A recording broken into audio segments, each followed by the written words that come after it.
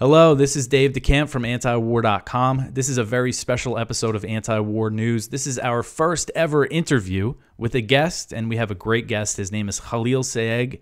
He's a Palestinian Christian who's from Gaza, who's lived in the West Bank, and he tells his story, the tragedy that has happened to his family members who have died in Gaza, and just the situation for the small Christian population in Gaza, as well as the Palestinian Christians in the West Bank. And we get into other things, about Israel and Gaza and just the whole situation. I think you're all going to really like this interview. We're releasing it on Saturday. We recorded it Thursday around noon, my time on the East Coast here in the U.S.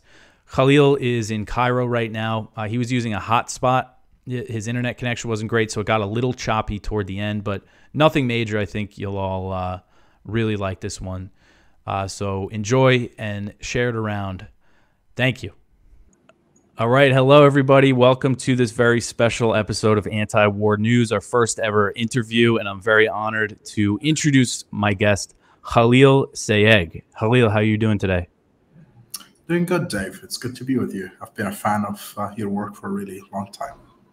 Thanks. That's really nice to hear. And I've really, the things that you've been putting out, I think are really important. So first, I just, want my audience to hear a little bit about you. I know right now you're in Cairo, but you were in Washington, D.C. right before October 7th and this whole mess started, right? Yeah, Dave. I'm a Palestinian Christian. I was born and raised in Gaza, and after 2010, moved from Gaza to the West Bank. I studied in Bethlehem, where our Lord Jesus was born, and studied theology, actually, and then moved to the Washington area, where I attended American University for my master's in comparative politics. Then after that, I stayed in D.C., and I was, doing some nonprofit work for my own organization, the Agora Initiative, and I was doing political analysis. But yeah, after October 7th and this horrific war in Gaza, my life just changed completely, and I found myself spending most of my time just advocating and explaining the situation of Gaza generally, but in particular the Christian. And here I am in Egypt, taking care of the part that remained from my family, and also recording videos of testimonies of people who survived the war in Gaza, both Muslims and Christians, who went really through horrific things. Yeah, I saw you've been sharing some of the clips of those interviews on X, and I'm really looking forward to watching that full thing when it comes out. So you're in Egypt. Some of your family has been sheltered at the Holy Family Church in Gaza City, and now this is a Catholic church. And so for me, when it comes to this conflict, to what's happening in Gaza, it's hard to really put myself in the people's shoes that are experiencing such horrific suffering. There's two things that make me really think about it and feel it. And one of those things is kind of reading the stories about parents with very young kids, because I have young kids. I have a baby and a 2-year-old. And when you're a parent, your mind kind of goes to the worst places if something's wrong. We had some issues in the hospital when my son Tim was born. It turned out really to be nothing big, but I know what that feels like. So, it kind of just makes me empathize more with these people that are, it just seems like the biggest nightmare of any parent coming true.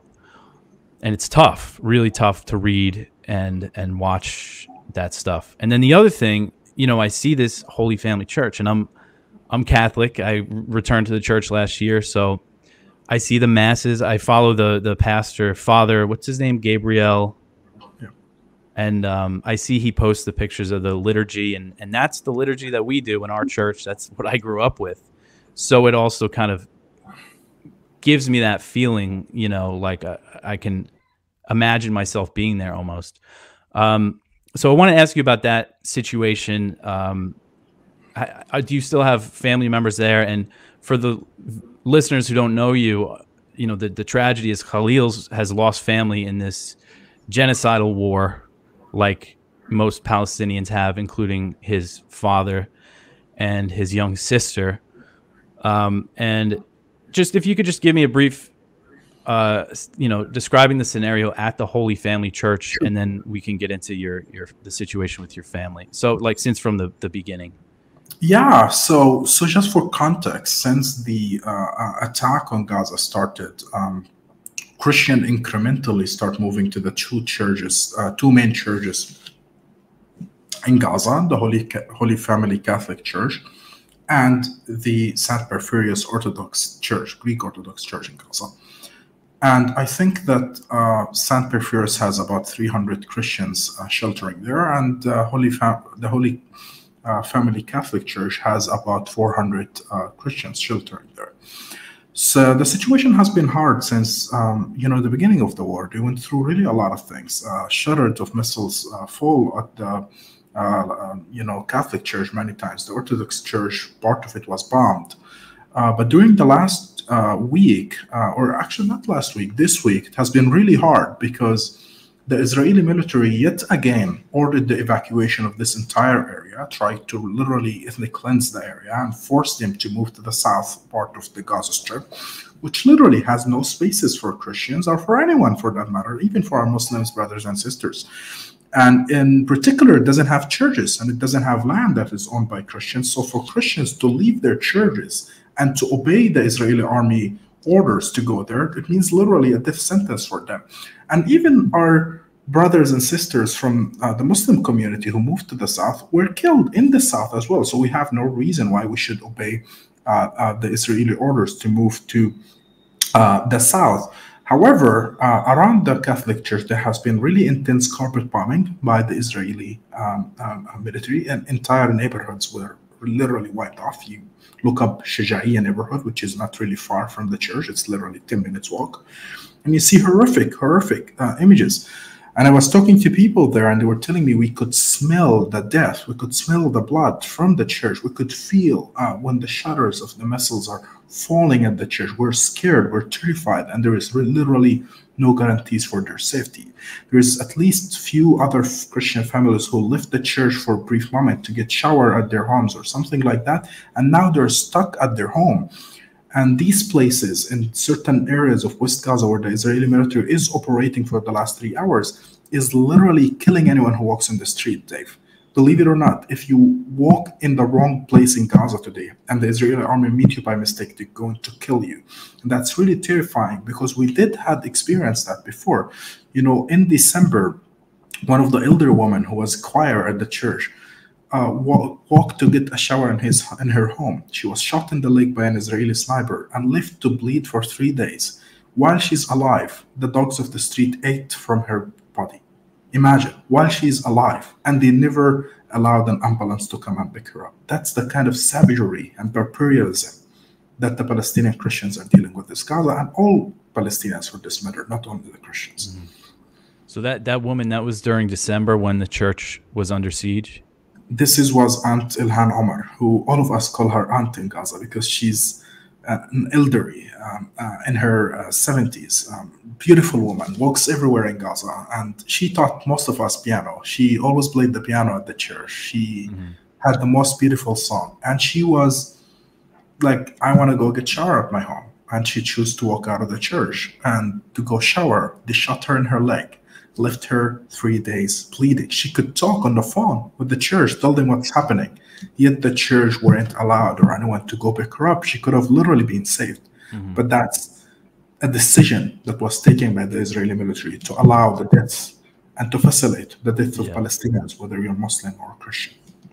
So back in December, when the church was under siege, Israeli snipers killed a total of 2 women at the church, right? And then they wounded 7 more who tried to help them. Yeah, that was, my family was there at that time. My mother and my sister. My sister actually was injured, my late sister, who also was killed later in April. She was injured with a piece of shutter from a missile, and there were no ambulances or hospitals. So my mom had to, with her own hand, took off the piece of the missile from her own leg. And then this one woman walked out of the church to go to the restroom. She's an older woman in her 70s as well, got shot. Her daughter, who's in her 40s or 50s, I'm not sure, runs to save her. She couldn't see her mom like this. So she runs, and also they shot her in the head and they killed her. And then 7 men from the same family who tried to go just to take the body were shot in their legs or in their backs and left to bleed. 2 days after that, my father also was passed away at the church. I would say even killed, because he's healthy. He's in his 60s. And we don't know what happened to him, whether it was a panic attack or heart attack, something happened. And obviously they didn't allow ambulances, they didn't allow medicine. There were no functioning hospitals at that time in Gaza City. The hospital, Shifa, was attacked. The Baptist hospital was attacked. There were no functioning hospitals in Gaza City. And my late father died in December 21st. Mm-hmm. Yeah, I mean, again, horrors that are tough to imagine. That's another thing you read about, is the lack of anesthetics for children who need, their legs or limbs amputated. And at least for the first few weeks, this period from October to December, they were literally allowing nothing. And to the extent, as you said, that they had to amputate like kids' legs without proper drugs. Mm-hmm. And that's something, you look at the numbers, I believe the estimate is like 15,000 children have been killed, but tens of thousands have been maimed and wounded. I want to ask about your sister. So your father passed away at the church, medical problems that he probably could have survived if he got proper treatment. Your sister, I remember you saying that she was killed on her way out, which makes it even more tragic, on her way down to the Rafah border crossing. Yeah, so that day, it's in April 24th, not a few months ago. We got the approval from the Egyptians to move them to Egypt. They were walking from the north to the south. And the way it works, Dave, is that the Israelis forced every Palestinian to walk 7 kilometers in a road that is completely devastated, filled with ripples. Literally, it was a beautiful road. It was literally a road on the beach. They destroyed it all. They forced you to walk through it. And it's called, quote unquote, the Safe Road. And it's specifically on the map on a street called the Rashid Street. So this road you have to walk through. And there is what's so-called the Kawad captor drones above you. Literally something out of apocalyptic, because it's literally a drone with a machine gun.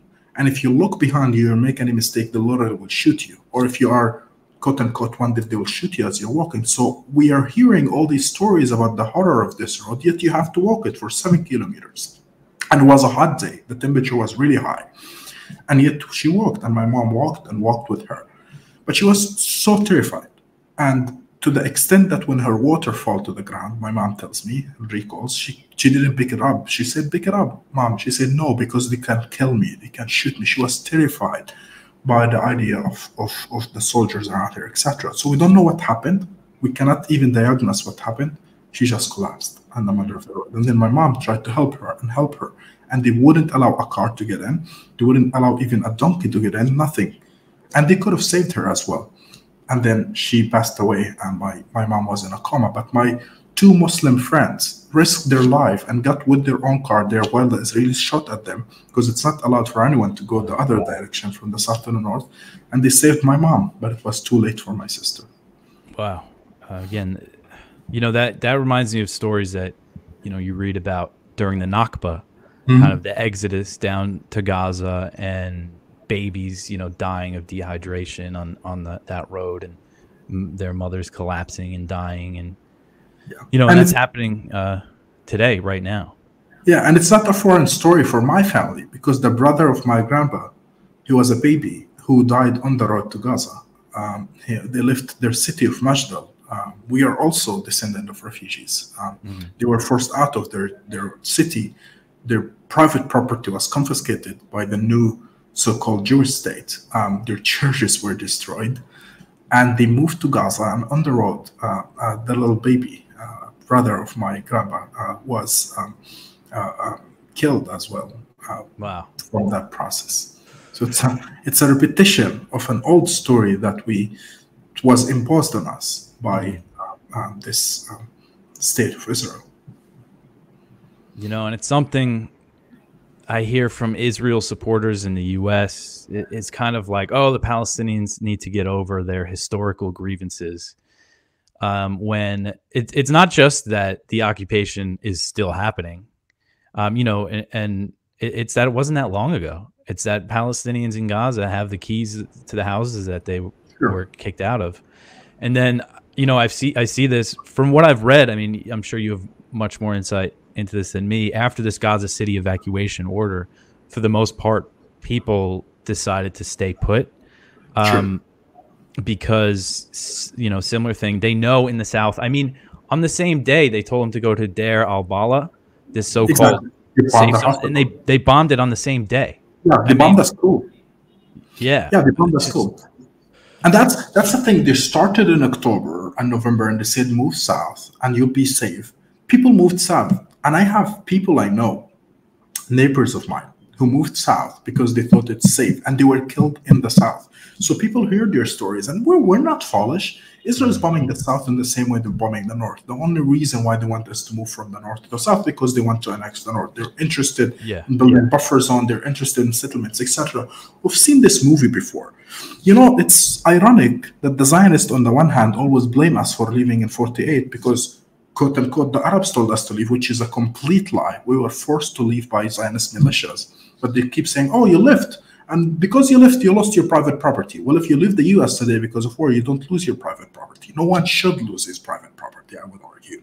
But somehow, if you're a Palestinian Christian or a Palestinian Muslim, you lose it because guess what? God gave the land to the Jews, quote unquote.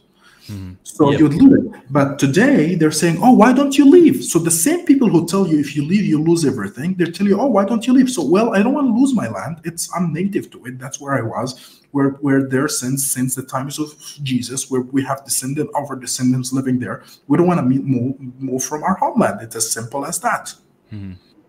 Yeah, and so that's another reason why. I mean, I've seen interviews with Palestinians in the north saying, you know, I know I'm not going to be able to come back if I leave, essentially. Exactly. And it is clear, you know, this is something I've been covering for antiwar.com because I think a lot of people aren't aware of it, is that Israel is currently, you know, essentially conquering parts of Gaza. You mentioned the what they call a buffer zone around the border.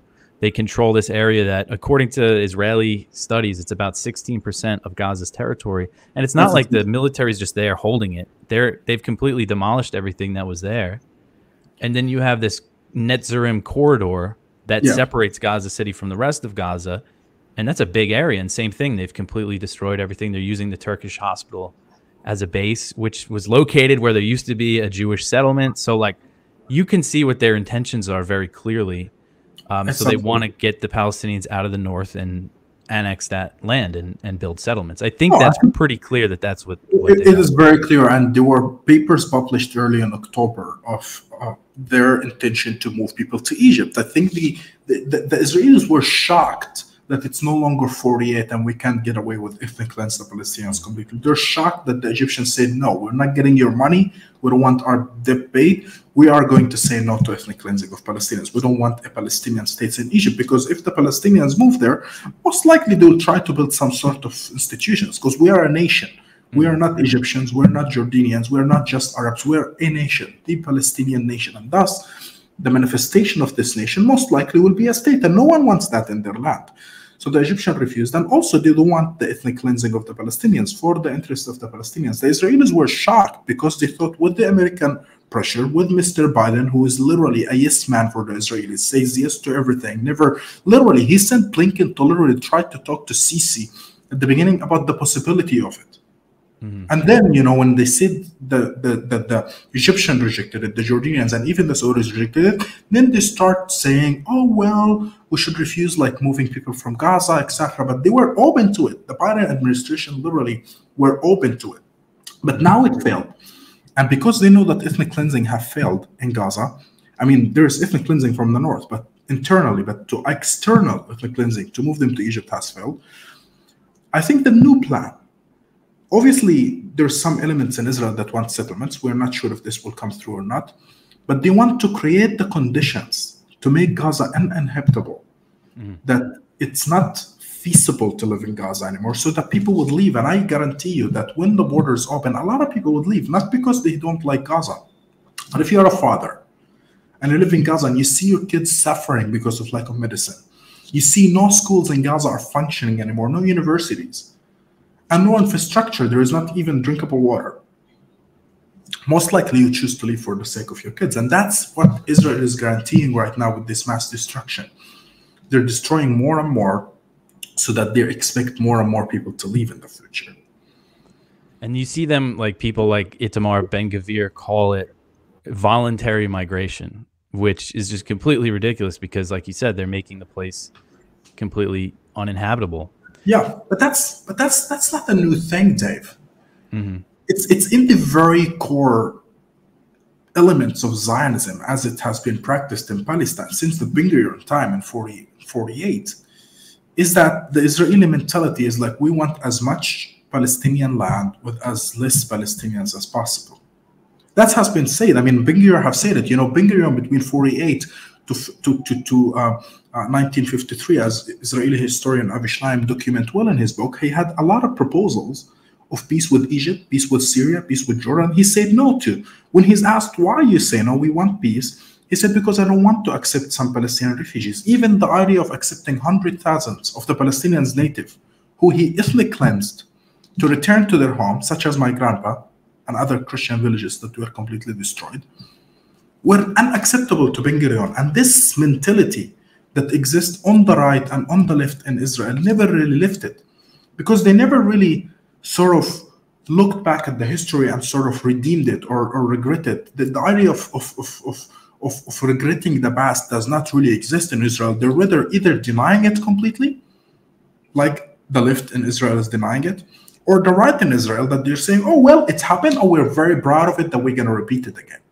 And that's the problem, is we're still dealing with a supremacist ideology that looks at the Palestinians, both Christians and Muslims, as a demographical threat. That's literally the language is used, demographical threat.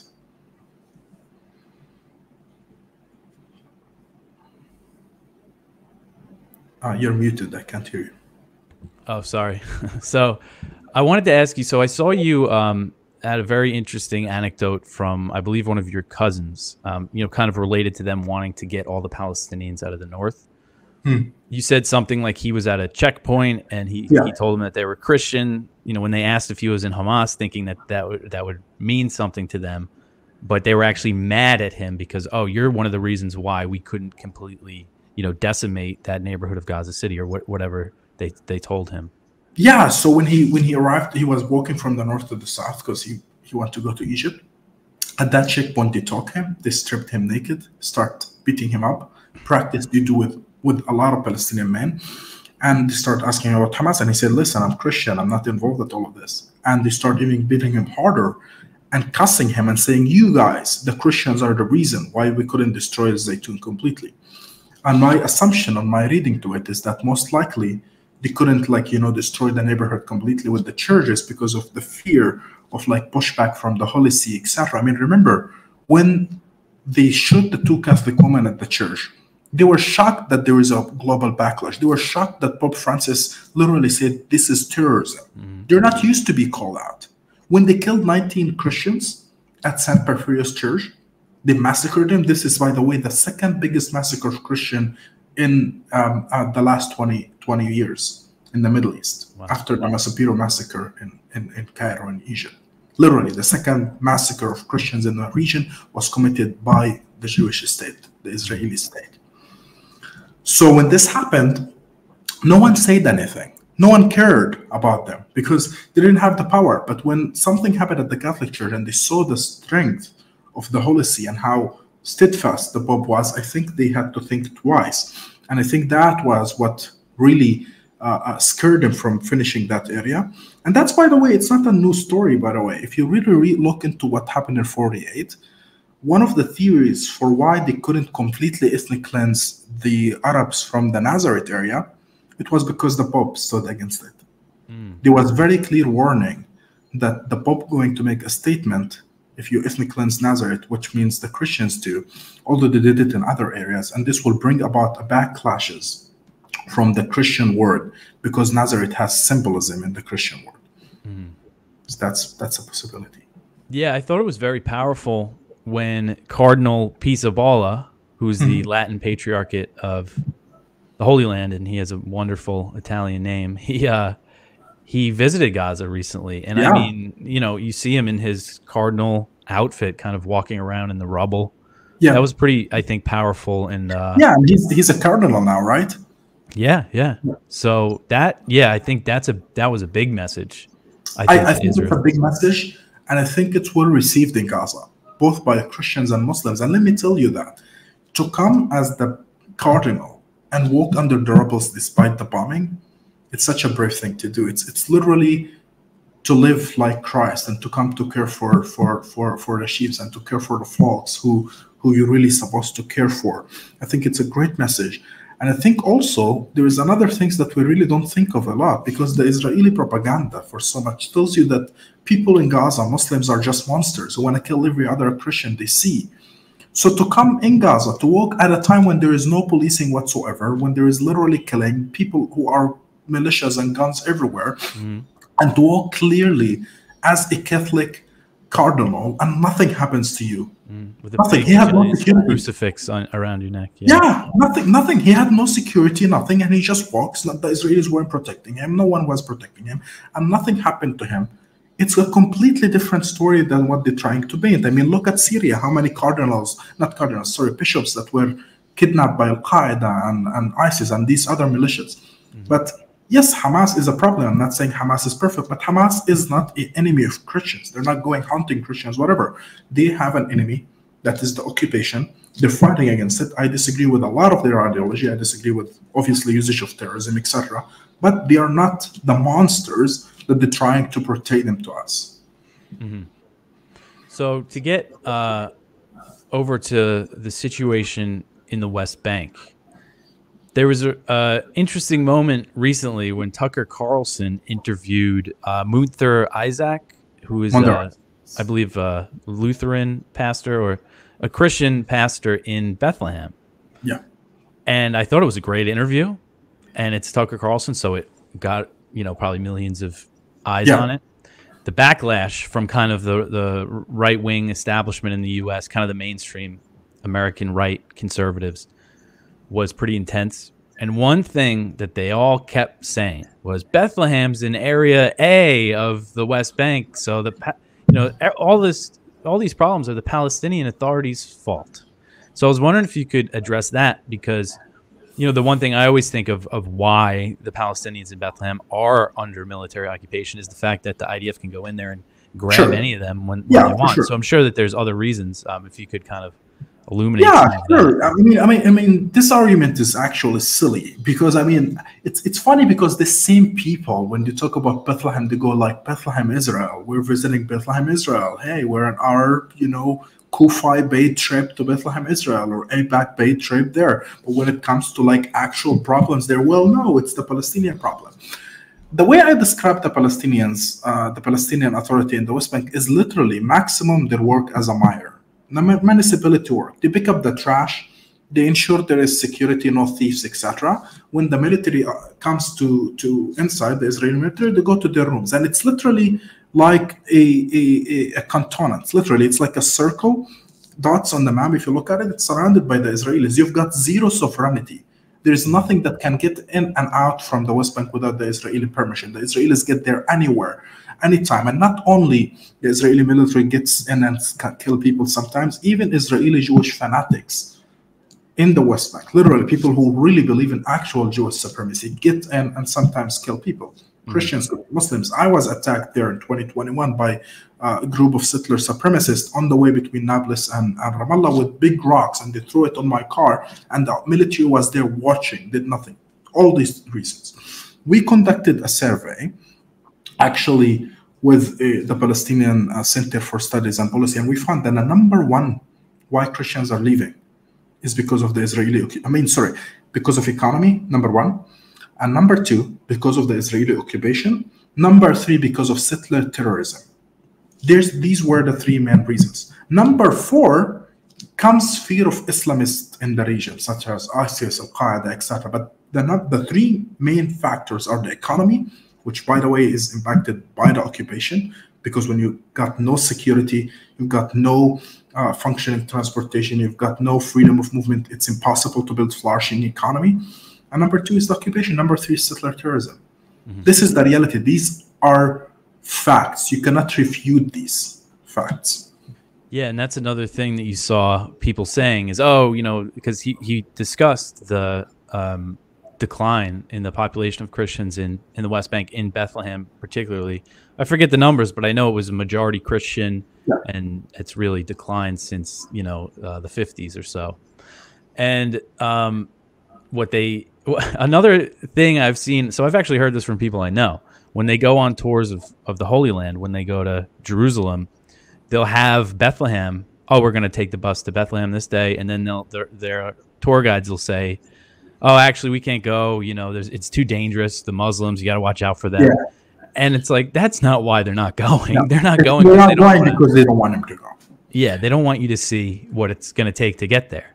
Yeah, and if you get in, they wouldn't let you stay for more than a few hours. Mm-hmm. I really want to go. Sorry. Yeah, I was just going to say I really would like to go to Bethlehem. I went to I've been to Jordan, and I went to where Jesus was baptized by John the Baptist on the east bank of the river. And I thought about, I didn't going into the West Bank, but I knew it was going to take a whole bunch of time. But I haven't been there yet, but I definitely want to go eventually. You should. And I always tell people, don't go with like an organized tour that is, controlled by the Israeli Ministry of Tourism, because they literally put the tour in a way to make you not see the Christians of the land and the Palestinians specifically. That's why they don't get you into Bethlehem and others, because they know, and I guarantee you, and even Christian Zionists, if you spend 3 weeks in Bethlehem and in the West Bank, you will come out not Zionist. When you see how Christians are being treated, when you see how land being confiscated, private property are being taken away from the Christians, when you see how they spit on Christians in Jerusalem, when you see all the suffering that has been happening for decades, I bet you wouldn't be a Christian Zionist. And I'm not saying that you should deny the entire right of Israel to be there or deny the Jewish state or whatever, but at least you can say that even if Israel had right to exist, which people debate obviously, do they have right to act in this way? While the Christians somehow in the US supposed to just say, well, we obey, we cannot question Israel, we can question America, we can question Britain, we can question China, but this one foreign state I cannot question. I wonder why. What kind of a silly, really ideology or theology would teach you that you're not supposed to question this one state? It's really a strange phenomena to me.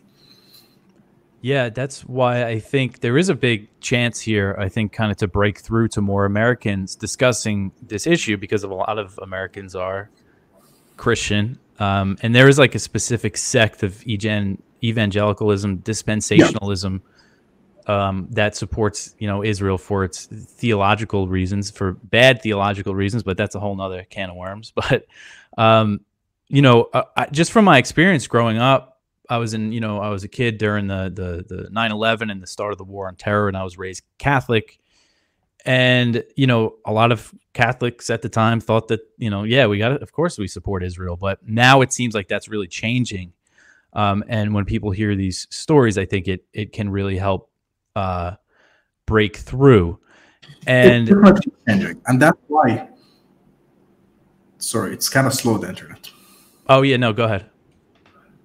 I'm saying it is changing, and that's why I think they're freaking out about an interview like Tucker Carlson. I mean, if you see the amount of freaking out, and I can tell you from like private sources that Tucker received a bunch of invitations to go to Israel right after this interview, bunch of invitations, and he just ignored them. And I think that's the right thing to do. And I think that things are changing quickly, and that's why, and you probably know that, they're investing millions and hundreds of millions of dollars into taking Christian, especially students, to Israel. They're spending millions of dollars now to try to create a new Catholic Zionism, sort of Catholic version of Christian Zionism. It's insane what they're trying to invest in, because they know that they're losing, and because they know that the people are seeing the truth. But that's why it matters that we warn people from these groups who come to you and offer you a free trip to Israel, who come to you, because this is, at the end of the day, that's literally what it is. You're like saying, yes, I would take this trip at the expense of my brothers and sisters in Israel and Palestine, that I would not listen to the Christians on the ground. I would listen to tokenized people paid by the Israeli government and their apparatus outside. Mm-hmm. One thing that I thought really encapsulated, one of the problems was after the Tucker interview, this guy, I forget his name, but he's one of the senior editors at Breitbart, which is, considered a very right-wing American media outlet. He starts this whole Twitter thread about how what they were talking about was wrong. about the Area A, Palestinians, blah, blah, blah. And then at the end of the thread, he said, all right, I'm going to be offline for a little right now. I'm on a flight to Israel. It's like, what Yeah, he's sure, yeah. it's just, I just thought it really showed how, Yeah, that's what it is. And it's a shame because literally, I mean, I can tell you there are conferences like prayer breakfast or whatever that are being hosted in Jerusalem for Christians. Where you're literally giving the narrative that you're supposed to believe. Mm. I feel like I know that I know friends who believe that, and I respect them and I love them, but this one issue they cannot get above. And to me, and these people are quite patriots and they love the United States of America. And I'm not American, but I love America. I traveled from the South to the North in America. And I do think that America is a great nation. I'm really grateful that I am able to practice my religion freely as Christian. I'm able to express my opinions freely. I'm very grateful for the American Constitution, what it entails. But when I see people sacrificing that for this special relationship with Israel, hey, the special values. But guess what? When it comes to reality, Israel and America don't have really shared values. Almost every point in the American Constitution doesn't exist in Israel. Free speech, there's no free speech in Israel. It's some sort of this weird thing that they call protective democracy, where you can ban certain speech because it's offensive and it's dangerous to democracy. Doesn't exist in America. Or owning guns, only if you're Jewish and you went through the military, you can own a gun. If you're an Arab or if you're not. I mean, there's so many things in the Constitution that contradict Israel, and Israel contradict the Constitution. Israel was founded as a socialist country, for example. There are all these things, and then comes someone and says, "Oh, our shared values." I've never seen a country so different from Israel like America. I travel from the South to the North in America. I feel safe, although I look the way I look. In Israel, this would not happen. It's an actual ethno-national state. Mm. Yeah, so I want to close because I've seen you kind of discuss Hamas a bit. You're not afraid to be critical of Hamas, but you always, the number one issue for the Palestinians is always going to be the occupation as long as the occupation exists. Mm-hmm. So I was just wondering if you could just talk about that maybe for a couple minutes and then we could wrap things up. Yeah, for sure. In summary, Hamas was founded in the 80s. Well, it didn't exist always. But before the 80s, still we were occupied by Israel. Before the 80s, my grandparents were kicked out from their home. Before the 80s, people died. All my uncles were in prison before the 80s for expressing their opinions in the Israeli jail. So Hamas is not the core of the problem. However, Hamas is a problem. It's a problem, obviously, for Israelis for security reasons, etc. And it's a problem for someone like myself because I don't believe in some sort of Islamism, where Islam is some sort of in the only religion in the public square, which sort of alienate Palestinian Christians like ourselves, who, by the way, were the founders of the Palestinian nationalist movement. Our grandparents, that generation of Christians, were the founders of these ideas. They went to America and they went to Britain and they went to France, to churches, to monasteries, to be in alignment with other Christians, and they were enlightened and they came with the nationalist aspirations to the Middle East. That's where the founding of it can be Palestinians and can have this nationalist identity. Hamas, in a way, is a contradiction to that because it says that the Islamist idea is the primary idea. Now, that doesn't translate to a direct persecution of Christians, to be honest and clear about it, but it does translate to a certain discrimination in public square, because if Islam is the only religion in the public square, that means that any other Palestinian is alienated. So that's one of the main criticism of Hamas. The second criticism of Hamas is that I don't believe you should target civilians, period. I don't care if you're Jewish, if you're Israeli, even if you have genocidal thoughts, I still don't think you should be killed. And that's why I took a strong stand on October 7th. And I said, what happened is wrong, period. Taking babies as hostages is despicable. It's disgusting. And I'm not afraid to say that. Despite that, I'm being attacked harshly by all sides. Zionists attack me, Hamas people attack me. But I stay moral as a Christian.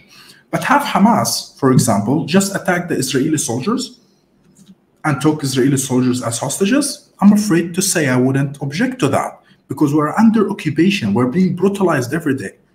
I myself, Dave, lived in the West Bank and I was strip searched more than 15 times by Israeli soldiers. Beaten up, thrown to the ground, They put the gun in my head many times for no reason. And I was a teenager for no reason. So when you live under such circumstances, under occupation, I think you have the right to defend your country. You have the right to seek freedom, but you never have the right to target civilians. And that's why I stand against Hamas. All right. Well, I really appreciate you joining us. That's all really great information. And, you know, your experience, the story of your family, sharing it, I think, again, is a powerful thing to do. I'm sure it's tough to talk about. So if you want to just let people know where they could find your work, where they could follow you on social media and anything like that.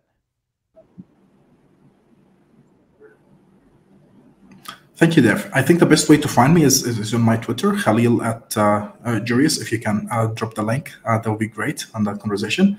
And I write at different outlets. I also run the agora.org.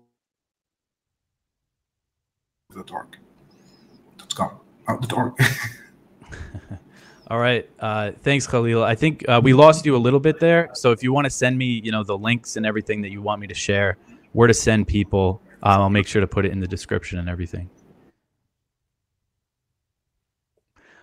All right. So I think that is it, people. We're having some internet troubles. Thanks for listening. I'll probably put an outro on the end here to let you know about some other stuff. Thanks again to Khalil. All right, so that is it. The connection got a little choppy at the end there. So Khalil, you could follow him on Twitter. His handle will be in the description. He's also the co-founder of the Agora Initiative. You could find information about that at the agorainitiative.org. And he's a political analyst. You'll see him on Al Jazeera and places like that. So again, thanks everybody for watching, for listening. I will be back with my regularly scheduled program on Monday for our news show. So I will talk to you then. Thanks again.